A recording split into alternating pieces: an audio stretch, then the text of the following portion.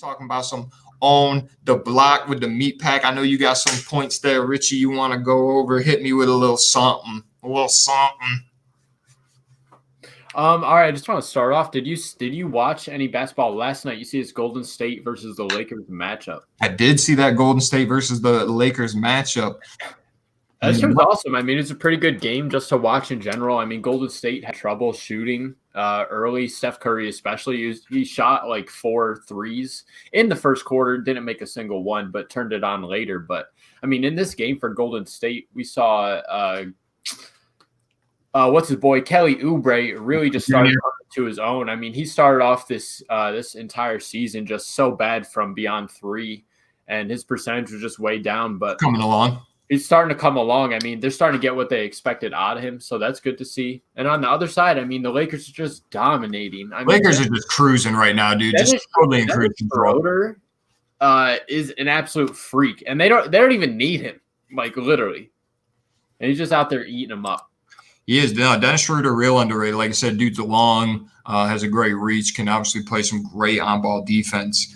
So they do need that boy to stay doing what he's doing. But I don't know. One of my biggest takeaways, man, is Golden State a playoff team at this point? And you know what? It's so hard to tell right now. It is. And I just think, basketball is a little different because superstars can absolutely take over a game when they need to, and they still have Steph Curry. But like I said, but just being the young and the inconsistent as all the rest of the rosters for Golden State, I don't know if they get there. Maybe they get the play-in games. Maybe you can get that last seed. But one game I did watch last night, dude, that I think is a potential Eastern Conference Finals matchup was the Nets and the Milwaukee Bucks, dude. Let me tell you. That's a primetime game right there. That was a primetime game. Awesome game. The last 6 minutes of that basketball game were super intense, just back and forth buckets. Obviously, James Harden, Kevin Durant, balling out, arguably. Absolutely balling, dude. I mean, they're just going to put up those types of numbers. I mean, Joe Harris also had 20 points. Jeff Green put up 14. DeAndre Jordan put up 12. I mean, you just pile all that on top of KD alone or James Harden alone. I mean, they're just going to eat you up. And see, that's my thing with this Nets team is obviously Kyrie's going to come back into the fold. And at this point, man, with how good they've looked these 2 games that James Harden's been there, I don't know where Kyrie Irving fits in with this football team. I really don't. If we're talking championship level teams, let's talk about the Warriors for a second and that run they went on. The reason why the Warriors were so good and how you win championships like that is obviously you have a guy in Stephen Curry that needs the ball in his hands to be able to do what he does. But then every other piece on your team that's dominant, Klay Thompson, Kevin Durant, don't need the ball in their hands. And then obviously Draymond Green. And the supporting cast was elite. It was, but that's the thing. I mean, when James Harden needs to be the point guard of the Brooklyn Nets, I'm not taking the ball out of James Harden's hands whatsoever. I'm not going to have James Harden stay. There's urgency with Harden too. Like he has to feel responsible to like go out there and show something after all this bullshit going on with Houston. He's finally out of there. I mean, he has to just prove he's worth all that. You know what I mean? He's got to have the biggest chip on his shoulder. I mean, yeah, and I think the vibe with that too, you could tell. I mean, James Harden's never really acted like that before. I think it's unfortunate. I think he knew he just kind of had to act out like that a little bit for them to just realize, all right, we need to trade this guy. And then obviously goes to Brooklyn, shed some pounds, and is absolutely just balling right now. And that's just a dangerous team. Like I said, if James Harden is your point guard, the big 2 things I'll say about the Nets. The first one is you can't double either one of those guys. When you have a dominant player like that, usually like they get double teamed. But if you're double teaming James Harden and he can kick out to Kevin Durant, you're going to lose that basketball game and vice versa.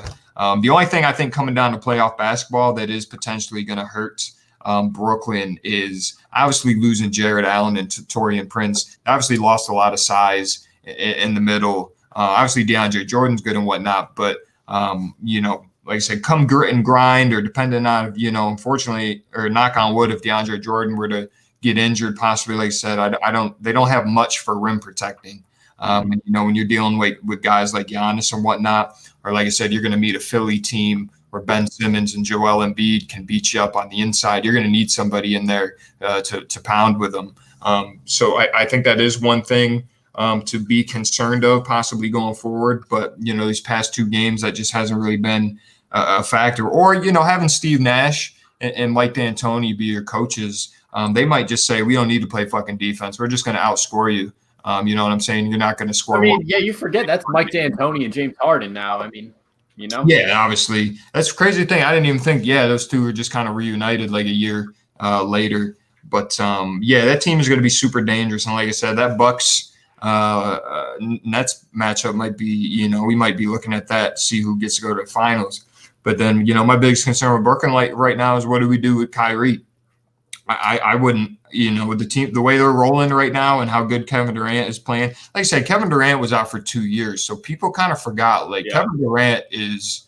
He's that dude. That's a guy right there. It's still LeBron, but after LeBron, I mean, Kevin Durant to me is easily the second best player in basketball. It's without question. We can say Giannis, we can say Kawhi. To me, it's 100% Kevin Durant. Just absolute unit.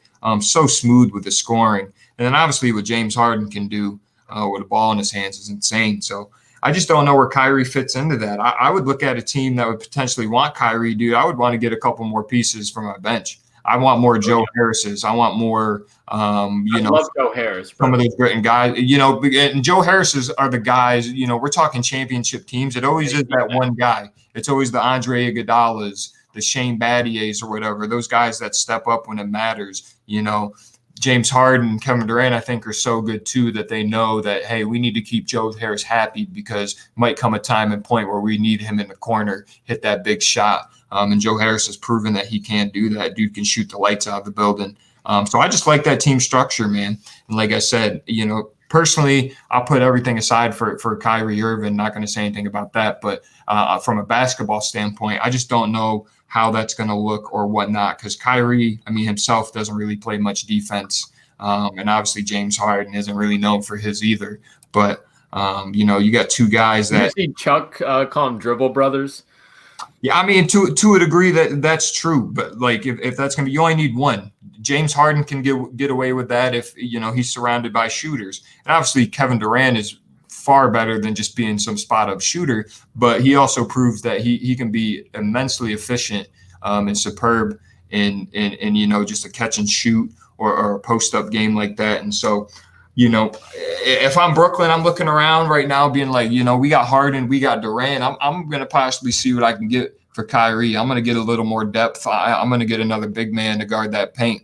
So like I said, when when we go into the playoffs, they're probably going to see Miami. You're going to have to deal with Bam. You're going to have to deal with Ben Simmons and Joel Embiid. Need a large human, honestly. But I don't think they're going to get rid of Kyrie this season. That's just my take on it. But no, I don't think so either. I think he's going to come back and they're each going to put up 20 a game. And they're going to score. And like I said, that might just be the move. They just, hey, we're going to outscore you. You're going to have to try to outscore us. We've seen teams do that. Obviously, the Rockets and D'Antoni. That's Portland's whole philosophy. Portland just says, hey, we're just going to outscore you every night. That's how you have to beat us.